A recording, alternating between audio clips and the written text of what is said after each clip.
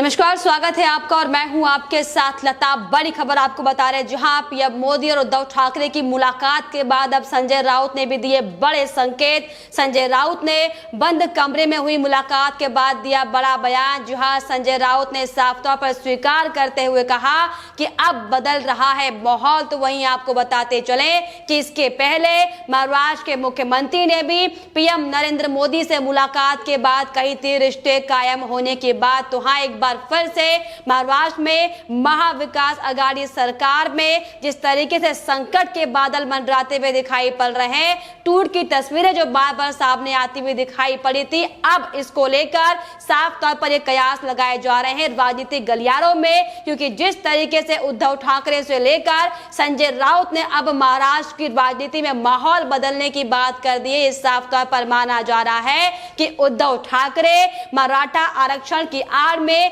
कई और मुद्दों को लेकर पीएम नरेंद्र मोदी से मुलाकात करने पहुंचे थे, जिसका दृश्य हमने कल दिल्ली में देखा था। जी हां, आपको बताते चले कि हालांकि पीएम नरेंद्र मोदी और उद्धव ठाकरे की मुलाकात को लेकर लगातार सियासी गलियारों में हलचल मची हुई थी, लेकिन अब जिस तरीके से संजय राउत ने ये बड़े संकेत देते हुए साफ तौर पर कहा है कि माहौल बदल रहा है, अब इसने पूरे माहौल पर अब और ज्यादा जोर डाल दिया है, जिससे साफ तौर पर यह समझा जा रहा है कि अब बड़ा बदलाव महाराष्ट्र की राजनीति में बहुत जल्द होने वाला है। दरअसल आपको बताते चले कि कल पीएम नरेंद्र मोदी से उद्धव ठाकरे मुलाकात करने दिल्ली आए थे और जिसके बाद उन्होंने जिस तरीके से प्रेस कॉन्फ्रेंस करते हुए अपने और पीएम नरेंद्र मोदी के रिश्ते को कायम रखने की बात कही थी और तब से ही लगातार चर्चाओं का बाजार गर्म था। लेकिन अब जिस तरीके से संजय राउत साफ तौर पर ये कहते दिखाई पड़ रहे हैं कि माहौल बदल रहा है, अब इसको लेकर भी लगातार राजनीतिक गलियारों में हलचल बनी हुई है। दरअसल आपको बताते चले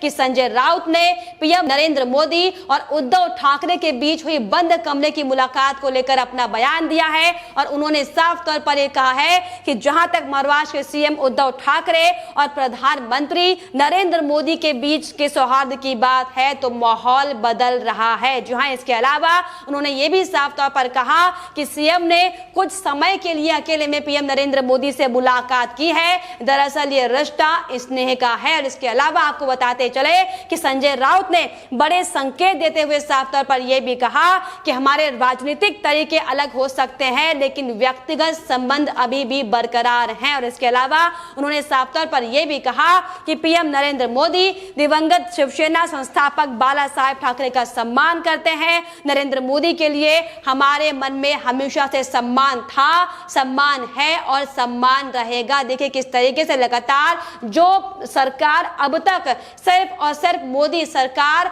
और केंद्र सरकार को कोसने का काम कर रही थी, लेकिन अब जब मुश्किल भंवर में महाराष्ट्र की सरकार पड़ती हुई दिखाई दी है तो किस तरीके से लगातार अपने पुराने संबंधों को याद किया जा रहा है, या यूं कहा जाए अब ये कयास साफ तौर पर लग रहे हैं कि अब पुराने गठबंधन पर हो सकता है कि विचार करने की बात लगातार की जा रही हो। क्योंकि जिस तरीके से मुख्यमंत्री से लेकर जो सांसद शिवसेना के तरह तरह के बयान दे रहे हैं, ये साफ तौर पर अब चर्चाएं साफ हो चुकी है कि किसी भी वक्त महाविकास आघाड़ी सरकार जो पिछले लंबे समय से संकट में दिखाई पड़ रही थी, अब इसका धराशायी होना निश्चित तौर पर संभव माना जा रहा है। जी हां, और इसके अलावा आपको ये भी बताते चले कि पीएम नरेंद्र मोदी और उद्धव ठाकरे की मुलाकात को लेकर संजय राउत ने साफ तौर पर यह भी कहा कि केंद्र और राज्य के बीच कोई टकराव नहीं होना चाहिए। केंद्र सरकार राज्यों के संरक्षक के रूप में काम करती है और राज्यों को उम्मीद है कि संकट के समय में प्रधानमंत्री और केंद्र उनकी मदद करे।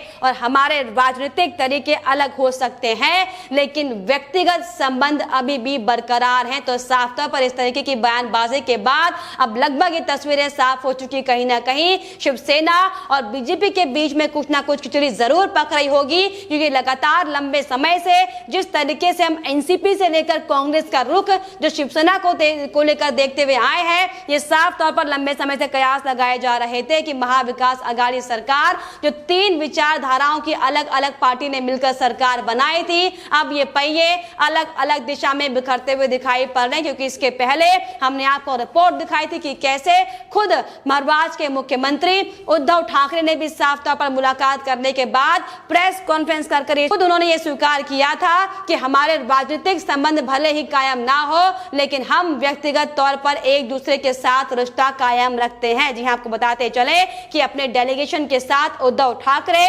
डिप्टी सीएम अजित पवार और अशोक चौहान के साथ पीएम नरेंद्र मोदी के साथ मुलाकात करने पहुंचे थे। हालांकि इस दौरान मुलाकात के संबंध में कई महाराज के लेकर कई अहम बिंदु पर चर्चा हुई, जिसमें पंचायत में पिछड़े वर्गों के लिए कोटा से लेकर मराठा आरक्षण को लेकर और तमाम कई मुद्दों पर इस दौरान बातचीत जरूर देखी गई थी। लेकिन जिस तरीके से उद्धव ठाकरे ने पीएम नरेंद्र मोदी के साथ 1-to-1 बातचीत करने के लिए 10 मिनट का अलग से समय मांगा था, उसके बाद से ही लगातार चर्चाएं गर्म है कि कुछ ना कुछ शिवसेना के बीच में पक रहा है। लगातार तमाम तरह की सियासत अब इसको लेकर होती हुई दिखाई पड़ रही है। हालांकि आपको बताते चले, इस तरीके से उद्धव ठाकरे ने साफ तौर पर यह स्वीकार कर लिया है कि राजनीतिक रूप से हम एक साथ नहीं है, लेकिन इसका मतलब ये कतई नहीं कि हमारा रिश्ता टूट चुका है। लेकिन अब इस हृदय परिवर्तन को लेकर तमाम तरह के एंगल, तमाम तरह के संकेत इसको लेकर निकाले जा रहे हैं, क्योंकि जिस तरीके से हमने आपको इसके पहले भी दिखाया था कि कैसे शरद पवार पहले ही संकेत दे चुके हैं। क्योंकि लगातार अगर हम पिछली राजनीतिक अटकलों पर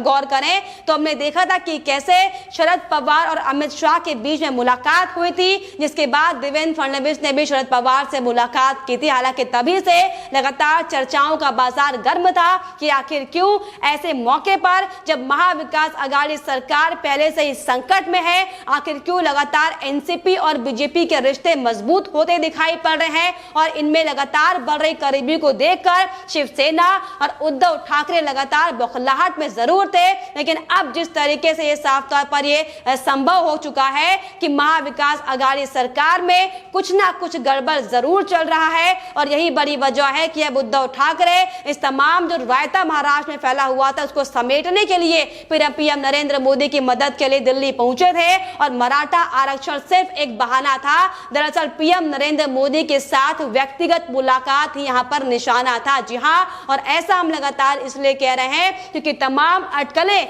जो राजनीतिक अटकलें महाराष्ट्र में लंबे समय से लगती आई हैं, हमने आपको एक एक कड़ी दिखाई है कि किस तरीके से बड़ा राजनीतिक उठापटक महाराष्ट्र में सामने आया था, किस तरीके से एंटिलिया केस से लेकर हर एक मुद्दे को लेकर महाविकास अघाड़ी सरकार घिरती हुई दिखाई पड़ी थी। और जिस तरीके से अब महाविकास अघाड़ी सरकार के दो बड़े मंत्री मुश्किलों में घिरते हुए दिखाई पड़ रहे हैं, दो बड़े मंत्रियों की जो जांच की आज उन पर आई हुई है, फिर चाहे इसमें नाम मंत्री अनिल परब का हो, फिर चाहे प्रताप राव नायक का इसमें नाम हो। और यही बड़ी वजह है कि अब मुश्किलों से बचने के लिए, अब इस फैले हुए मझधार से निकलने के लिए उद्धव ठाकरे को अपने पुराने साथी बीजेपी की याद आई है। और इसी कड़ी में लगातार आपको बताते चले कि 10 मिनट की जो व्यक्तिगत मुलाकात के लिए जो समय पीएम नरेंद्र मोदी से मांगा गया था, इस मुलाकात में महाराष्ट्र की लगातार चल रही राजनीतिक भूचाल को लेकर चर्चा की गई है। यह निश्चित तौर पर संभव माना जा रहा है। हालांकि इसको लेकर आपको यह भी बताते चले कि महाराष्ट्र के पूर्व मुख्यमंत्री देवेंद्र फडणवीस ने भी इस मुलाकात का स्वागत किया है। उन्होंने साफ तौर पर यह बयान देते हुए कहा है कि आधिकारिक बैठक के बाद अगर कोई मुख्यमंत्री पीएम नरेंद्र मोदी के साथ इस तरह की व्यक्तिगत मुलाकात करता है तो निश्चित तौर पर महाराष्ट्र के लिए कुछ अच्छा होने वाला है। तो साफ तौर पर जो राजनीतिक अटकलें अब तक लगाई जा रही थी, अब ऐसा लगने लगा है कि अब इस पर विराम लगने वाला है, क्योंकि बहुत जल्द जो महाराष्ट्र में सियासी भूचाल मचा हुआ है लंबे समय से, वो अब साफ तौर पर खत्म होने वाला है। क्योंकि एक के बाद एक जो बड़े तल्ख तेवर एनसीपी से लेकर कांग्रेस के पार्टी के नेताओं अपनी सरकार को दिखाते हुए दिखाई पड़ रहे हैं। ये साफ तौर पर बड़े कयास थे कि महाविकास अघाड़ी सरकार मुश्किलों में है और इसी वजह से लगातार अब महाराष्ट्र से लेकर दिल्ली तक दौड़ धूप की जा रही है। तो जिस तरीके से लगातार आपको बताते चले कि बड़ा फेरबदल अब महाराष्ट्र में होने की संभावना है, क्योंकि लगातार जो हालात महाराष्ट्र के बने हुए हैं, जिस तरीके से महाराष्ट्र की उद्धव सरकार हर मोर्चों पर फेल आती दिखाई नजर आई है, पर चाहे वो कोरोना का मामला हो, पर चाहे वो उगाही का मामला हो, पर चाहे वो भ्रष्टाचार से जुड़े तमाम मामले हो। और यही बड़ी वजह है कि अब जब बीजेपी से लेकर कांग्रेस से लेकर एनसीपी से लेकर लगातार चौतरफा हमला उद्धव ठाकरे पर हो रहा है, शिवसेना के बड़े नेताओं पर हो रहा है, तो यही बड़ी वजह वजह है कि अब उद्धव ठाकरे लगातार मुश्किलों में घिरते हुए दिखाई पड़ रहे हैं और अब इस विपरीत समय में उद्धव ठाकरे को अपने पुराने साथी की याद आई है और यही बड़ी वजह है कि अब उद्धव ठाकरे मराठा आरक्षण के बहाने, हालांकि उनके साथ आपको बताते चले कि एनसीपी कोटे के मंत्री और कांग्रेस कोटे से मंत्री भी दोनों मौजूद हुए थे बैठक में, लेकिन बावजूद आप सोचे कि आधिकारिक बैठक के बाद भी ऐसी क्या बातचीत होगी कि उद्धव ठाकरे को व्यक्तिगत मुलाकात पीएम नरेंद्र मोदी के साथ करनी पड़ी। हालांकि ये कहा जा रहा है लगातार कि मुख्यमंत्री के तौर पर आधिकारिक बैठक की गई थी, लेकिन शिवसेना प्रमुख के तौर पर उद्धव ठाकरे ने पीएम नरेंद्र मोदी से व्यक्तिगत मुलाकात की थी। लेकिन अब इस 10 मिनट की व्यक्तिगत मुलाकात के बाद से ही लगातार कई मायने इसके निकाले जा रहे हैं। लेकिन जिस तरीके से शिवसेना की ओर से खुद ये स्वीकार किया गया है कि हमारे जो संबंध है वो बेहतर है, हमेशा से अच्छे रहे हैं, अच्छे थे और अच्छे रहेंगे, अब इसको लेकर लगातार राजनीतिक बाजार जो है वो गर्म हो चुका है और अब साफ तौर पर यह माना जा रहा है कि किसी भी वक्त हो सकता है कि महाविकास अघाड़ी सरकार टूट जाए और ये कयास लगाए जा रहे हैं कि एक बार फिर से शिवसेना बीजेपी के साथ गठबंधन करने के लिए लगातार अब बीजेपी के आला नेताओं को मनाती हुई दिखाई पड़ी। लेकिन फिलहाल क्या कुछ सियासी घटनाक्रम रहेगा, हम आपको तमाम अपडेट्स देंगे, लेकिन फिलहाल इस पर आपकी क्या राय है हमें कमेंट बॉक्स में जरूर लिखिएगा। साथ ही साथ हमारे चैनल को सब्सक्राइब करना भी ना भूलें।